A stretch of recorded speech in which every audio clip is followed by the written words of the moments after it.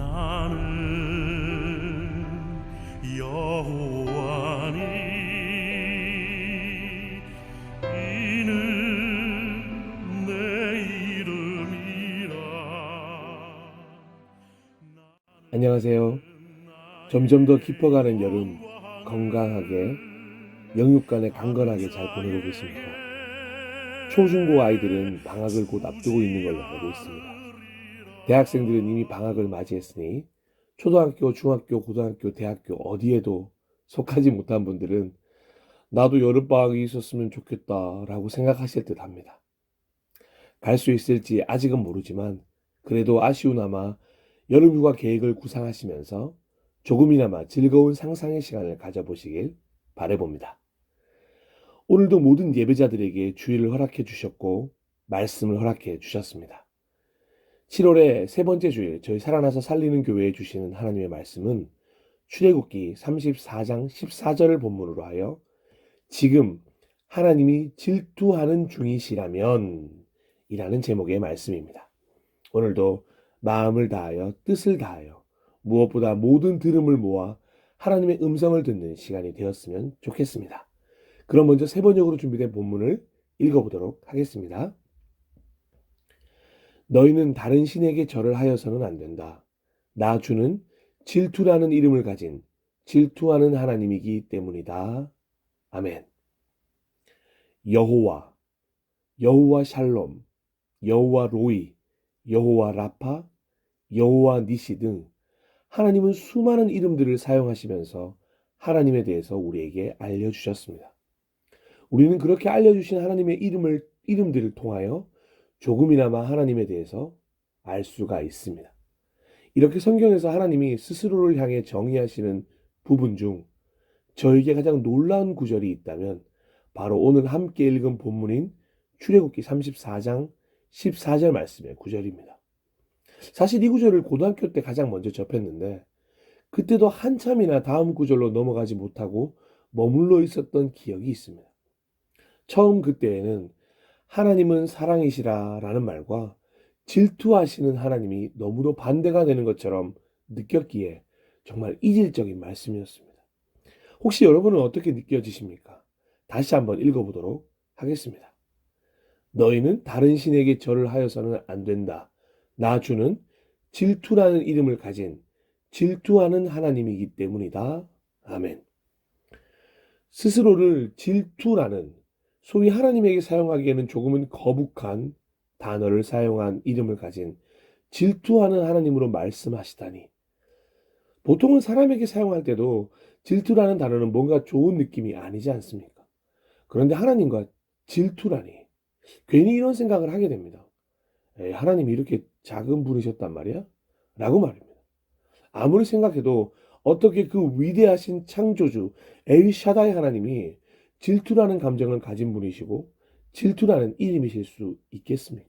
그래서 처음에는 도무지 이해가 가지 않았습니다. 그런데 시간이 흐를수록 조금씩 말씀을 더 알아갈수록 주님을 더 사랑하면 사랑할수록 이 질투하는 하나님이 얼마나 감사한지 깨닫게 되었습니다. 질투라는 이 말이 얼마나 은혜로운지 스스로를 질투의 하나님으로 표현한 이유를 알게 되면 얼마나 그 사랑에 감격하게 되는지 모릅니다. 내가 뭐라고? 겨우 나 같은 존재가 뭐라고? 하나님은 내가 조금이라도 다른 마음을 먹기만 해도 질투하시는지. 정말 아무리 생각해도 놀라운 은혜입니다. 그래서 시편 8편 4절은 이렇게 고백하나 봅니다. 사람이 무엇이기에 주님께서 이렇게까지 생각하여 주시며 사람의 아들이 무엇이기에 주님께서 이렇게까지 돌보아 주십니까? 아멘. 하나님은 우리 그리스도인들의 몸과 마음과 생각이 아니 어쩌면 세상 모든 사람들이 하나님만을 해만을 바라는 해바라기처럼 바라보길 원하십니다. 우리 모두가 주바라기가 되어서 하나님보다 더 사랑하는 것이 없기를 요구하십니다.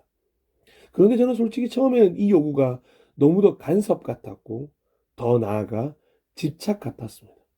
왠지 나의 요구를 무시하는 것만 같아 멀어지기도 했고 주 바라기가 아닌 세상 바라기가 될 거라고 딴지를 걸기도 했습니다. 그냥 자유롭게 날 내버려 두시고 사랑하시든 요구하시든 그건 하나님의 몫이라는 엄청 시건방진 고백도 서슴지 않았습니다. 그렇게 간섭 같고 집착 같았습니다. 그런데 아니었습니다. 간섭이 아니라 사랑이었고 집착이 아니라 관심이었습니다. 하나님이 말씀하시는 이 질투라는 단어는 하나님의 입장에서는 우리가 하나님께 사랑을 고백하는 것보다 더 사랑하시는 더 사랑이며, 우리의 입장에서는 우리같이 나약하고 부족한 죄인을 피조물을 향한 창조주의 놀라운 관심인 것입니다. 마치 하나님의 질투를 받고 있는 존재들은 김춘수 시인의 꽃이라는 시의 주인공이 되는 것입니다. 내가 그의 이름을 불러주기 전에는 그는 다만 하나의 몸짓에 지나지 않았다. 내가 그의 이름을 불러주었을 때 그는 나에게로 와서 꽃이 되었다. 내가 그의 이름을 불러준 것처럼 나의 이 빛깔과 향기에 알맞는 누가 나의 이름을 불러다오. 그에게로 가서 나도 그의 꽃이 되고 싶다. 우리들은 모두 무엇이 되고 싶다. 너는 나에게, 나는 너에게. 잊혀지지 않는 하나의 눈짓이 되고 싶다. 하나님은 언제나 우리가 하나님을 사랑하는 것보다 우리를 더 사랑하십니다. 우리가 아무리 더 사랑한다고 고백해도 하나님의 이처럼 사랑하심은 도저히 넘어설 수가 없습니다. 요한복음 3장 16절입니다. 하나님께서 세상을 이처럼 사랑하셔서 외아들을 주셨으니 이는 그를 믿는 사람마다 멸망하지 않고 영생을 얻게 하려는 것이다. 아멘. 얼마나 사랑하시면 독생자 아들까지 포기하실 수 있을까요? 죽을 수밖에 없는 죄인들을 살리기 위해 이처럼 사랑의 방법을 택한 하나님의 질투는 실로 더 사랑과 은혜가 분명합니다. 다른 길로는 이 질투를 해석할 방법이 없습니다. 아니, 다른 방법으로 해석해야 할 필요도 없습니다. 질투라고 쓰고 더 사랑이라고, 은혜라고 읽어야 하는 것입니다. 출애굽 32장에는 잘 아시는 것처럼 금송아지 사건이 등장합니다. 그런데 놀랍게도 이스라엘 백성들은 아론이 만든 그 금송아지를 진짜 하나님이라고 생각한 듯합니다. 그 금송아지 앞에서 전심으로 예배하는 모습이 드러나기 때문입니다. 잠시 출애굽기 32장 4절에서 6절로 가보겠습니다. 아론이 그들에게서 그것들을 받아 녹여서 그 녹인 금을 겉부집에 부어 송아지상을 만드니 그들이 외쳤다. 이스라엘아, 이 신이 너희를 이집트 땅에서 이끌어낸 너희의 신이다. 아론은 이곳을 보고서 그 신상 앞에 제단을 쌓고 내일 주님의 절기를 지킵시다 하고 선포하였다. 이튿날 그들은 일찍 일어나서 번제를 올리고 화목제를 드렸다. 그런 다음에 백성은 앉아서 먹고 마시다가 일어나서 흥청거리며 뛰놀았다. 이스라엘 백성의 이 모든 행동은 진짜 하나님을 위한 것이어야 했습니다. 하지만 가짜 하나님, 금송아지 앞에 이런 모습을 보이고 있는 것입니다. 진짜 하나님이라고 착각했기 때문입니다. 그런데 이런 이스라엘 백성들의 모습을 본 하나님과 모세의 반응이 너무도 흥미롭다는 것을 읽어 내려가다 보면 발견하게 됩니다. 먼저 모세의 반응을 살펴보도록 하겠습니다. 이어지는 출애굽기 32장 19절입니다. 모세가 진에 가까이 와서 보니 사람들이 수송아지 주위를 돌면서 춤을 추고 있었다. 모세는 화가 나서 그는 손에 들고 있는 돌판 2개를 산 아래로 내던져 깨뜨려 버렸다.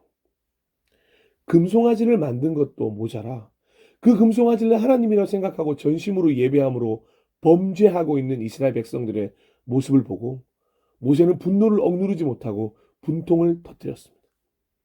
바로 하나님으로부터 받은 돌판 2개를 산 아래로 내던져 깨뜨려 버릴 것입니다. 사실 더 화가 나셔야 할 분은 당연히 하나님인데 모세는 무엇 때문인지 자신이 더 흥분한 모습을 보이게 됩니다. 혹시나 고도의 계산된 행동이 아닐까 생각해 본 적도 있습니다. 그래서 하나님은 이런 반응을 보이신 것일까요? 하나님은 먼저 이렇게 욱하고 분노하고 있는 모세를 향한 하나님의 더 사랑을 오늘도 계속 이어가십니다. 분명 모세의 태도 역시 하나님 보시기에 좋은 행동 아니었습니다. 하지만 그런 모세를 이해하십니다. 그리고 은혜를 베풀어 주십니다. 하지만 하나님은 이스라엘 백성들을 향해서는 소위 삐져 계신 채 계속해서 질투하고 계십니다. 하나님께서는 자신에게 단 한 번도 그렇게 예배한 적 없던 이스라엘 백성들이 금송아지를 보자 그렇게 예배하는 모습을 보셨으니 하나님 입장에서는 절대 용납할 수 없는 범죄이기도 했을 것입니다. 당장이라도 하늘에 불을 내려 다 몰살하셔도 그 누구도 할 말이 없었을 것입니다. 그 예배에 질투가 나셨을 것입니다. 이스라엘 백성이 가나안에 정착한 후든 지금이든 이런 예배를 받고 싶으셨을 것입니다. 마땅히 그렇게 예배했어야 했습니다. 하지만 이스라엘 백성은 대상이 없다는 핑계로 그런 예배를 미루고 미루어 왔던 것입니다. 그래서 금송아지라는 대상이 생기자 이런 잘못되었지만 은혜로운 행동을 하게 된 것입니다. 이 모습이 하나님을 질투하게 만들기 충분했습니다. 그런데 하나님은 모세에게 보여주신 것처럼 이스라엘 백성을 한 번 더 사랑하십니다. 모세를 향한 더 사랑도 보여주셨지만 이스라엘 백성들을 향해서도 더 사랑을 보여주십니다. 그래서 하나님은 모세에게 다시금 십계명을 주실 때 모세와 이스라엘 백성 모두에게 더 사랑의 마음을 담아 이 부분에 대해서 신신당부하신 것이라고 생각됩니다. 똑같은 실수를 범하지 않도록 말입니다. 출애굽기 34장 13절에서 14절입니다. 그러니 너희는 그들의 제단을 허물고 그들의 석상을 부수고 그들의 아세라 목상을 찍어버려라. 너희는 다른 신에게 절을 하여서는 안 된다. 출애굽기 34장 17절 너희는 신상을 부어 만들지 못한다. 아멘. 하나님은 자신을 향한 예배만이 온전한 예배가 되도록 그 어떤 다른 일을 향한 하나님 같아 보이는 그 어떤 것을 위해서도 예배를 허락하지 않으십니다. 오로지 하나님만 예배하는 이스라엘 백성이 되어야 하는 것입니다. 유치해 보일 정도로 하나님은 하나님만을 섬길 것을 요구합니다. 그런데 유치해 보여도 좋습니다. 질투라고 보여도 좋습니다. 그 중심은 더 사랑과 은혜임을 잊지 않는 것이 중요합니다. 우리 역시 마찬가지입니다. 우리는 하나님만 예배해야 합니다.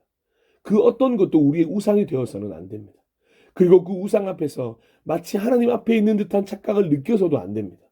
하나님께 드려야 할 최고의 워십을 결코 다른 것에게 뺏기지 않아야 합니다. 하나님을 위한 내 삶의 우선순위, 프라이오리티는 결코 하나님 외에 다른 것으로 변하지 않아야 합니다. 그러기 위해서 우리는 하나님의 이 선포를 절대 잊지 말아야 할 것입니다. 이사야서 42장 8절 말씀입니다. 나는 주다. 이것이 나의 이름이다.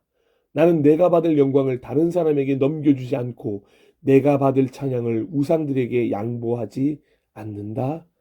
아멘. 하나님은 대상이 잘못된 예배를 드리던 이스라엘에 대해서 계속해서 질투를 이어가십니다. 그래서 소위 이렇게 표현드려서 죄송합니다만 삐져 계신 것입니다. 그래서 진을 지으면 일부러 먼 곳에 회막을 세우게 하시고 멀리 떨어져 있는 것 같은 모습을 보이십니다. 가끔 이럴 때는 하나님이 귀엽다라는 생각이 듭니다. 그렇게 사랑을 갈구하십니다. 출애굽기 33장 7절입니다. 이스라엘 백성이 진을 칠 때마다 모세는 장막을 거두어 가지고 진 바깥으로 나가 진에서 멀리 떨어진 곳에 그것을 치곤 하였다. 모세는 그 장막을 주님과 만나는 곳이라고 하여 회막이라고 하였다. 아멘. 그런데 정말 다행히도 모세와 이스라엘 백성은 이 절체절명의 순간에 하나님과 멀어짐을 선택한 것이 아니고 무관심을 선택한 것도 아니고 회복과 더 사랑을 하나님을 선택하게 됩니다. 그래서 하나님의 마음을 돌리는데 성공합니다. 이제 이스라엘 백성들은 금송아지 사건을 교훈 삼아 말씀하신 대로 하나님의 임재를 보며 그때마다 경배하기 시작했습니다. 이제야 비로소 제대로 된 예배가 드려지게 되는 것입니다. 출애굽기 33장 10절 말씀을 한번 보시죠. 백성은 장막 어귀에 서 있는 구름 기둥을 보면 모두 일어섰다. 그리고 저마다 자기 장막의 어귀에서 엎드려 주님을 경배하였다. 아멘. 사랑하고 존경하고 축복하는 예배자 여러분. 예, 그렇습니다. 처음부터 그 경배는 모두 하나님의 것이었습니다. 그렇게 하나님과의 관계가 조금씩 회복이 되어 가는 것입니다. 하나님이 질투하시는 중이라면, 하나님이 멀리 떨어져 우리를 관망하고 있을 때라면, 그래서 도무지 하나님이 가까이 느껴지지 않는 때라면, 아이러니하게도 우리는 멀어짐과 무관심이 아닌 하나님의 마음을 깨달아 질투하시는 하나님을 향한 예배를 오히려 회복해야 하는 때입니다. 오히려 기회입니다. 하나님께 다시금 돌아갈 수 있는 절호의 기회입니다. 누가복음 15장을 보면 모든 재산을 탕진하고 빈털터리가 된 탕자의 모습이 등장합니다.